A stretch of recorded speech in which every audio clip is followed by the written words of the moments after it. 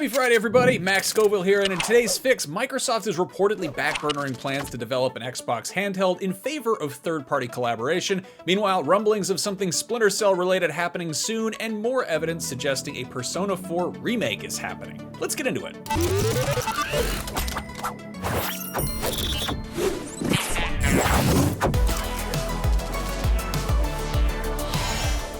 Microsoft has been fairly transparent about plans to make a dedicated Xbox handheld, but a new report from Windows Central suggests that the company is currently prioritizing Xbox-branded devices from third-party manufacturers over developing one of its own. Which third-party manufacturers? Well, that's not too much of a mystery. Photos leaked earlier this month of an Asus-developed handheld similar to the ROG Ally, but with more of an Xbox flavor to it and possibly a little dedicated Xbox button, allegedly codenamed Project Cannon. Asus also posted a video on X teasing collaboration with Xbox, which the official Xbox account then shared with a picture of that little suspicious monkey. It's unclear what the specs of this leaked device are, but with 2 generations of the ROG Ally under its belt, Asus has a bit of a head start on making handhelds, so it makes sense that they would handle the hardware side while Microsoft focuses on the software. And again, Microsoft has a bit of a head start there as well, since the Ally runs Windows 11, and the company has said that it plans to streamline that whole experience on handheld PCs in general, Asus or otherwise.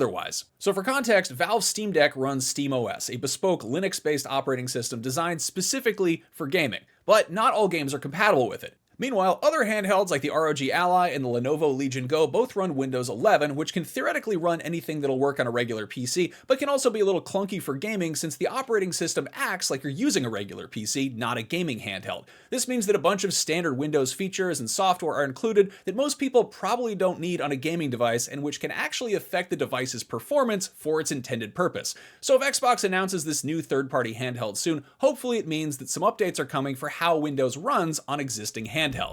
We're a little over a week away from Xbox's Summer Games Showcase, which is happening on Sunday the 8th, and it seems as good a place as any to show off a new piece of hardware, whether it's made by Microsoft or otherwise. You can catch that whole thing live on IGN with a pre-show that kicks off at 9:30 a.m. Pacific. Another impending announcement to be on the lookout for is something Splinter Cell related if this recent tweet from Ubisoft is anything to go on.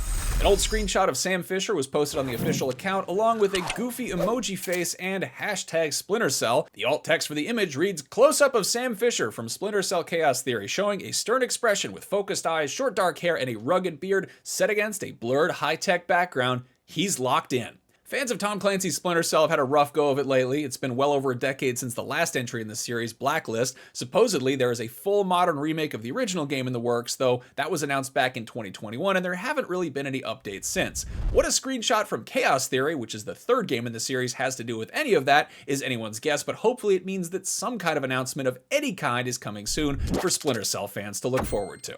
Something else that may be announced very soon is a remake of Persona 4. Back in March, Sega registered a domain name for p4re.jp, which follows the same naming convention as one they registered for the Persona 3 remake before that got announced. Now, the latest hints that a Persona 4 remake could be happening are announcements of things that are not happening, specifically members of the original voice cast reprising their roles. Yuri Lowenthal, who played Yosuke Hanamura in the original, took to Blue Sky to state that no, I will not be returning as Yosuke for the Persona 4 remake. I asked, maybe I even begged, but they don't want me to come back. The post has since been deleted, but it raises the question of who is they? Since then, Aaron Fitzgerald, the English voice of Chie Satonaka, echoed Lowenthal's statement, and then yesterday, Amanda Wynn Lee chimed in to say that she wasn't coming back as Yukiko Amagi either. Now, one reason voice actors might not be getting asked to reprise their roles is because there's no remake, and all of this is complete conjecture about nothing. But there are also other possibilities. It could be related to the ongoing SAG-AFTRA voice actor strike, or it could just be a deliberate decision made by Atlus. Persona 3 featured a whole new cast, which was met with some backlash from fans. On the other hand, maybe this is all misdirection and that backlash means the original cast is returning. Ari is my name too on X pointed out that the voice actors are all speaking out about this in the order that the characters they voice join your party in Persona 4.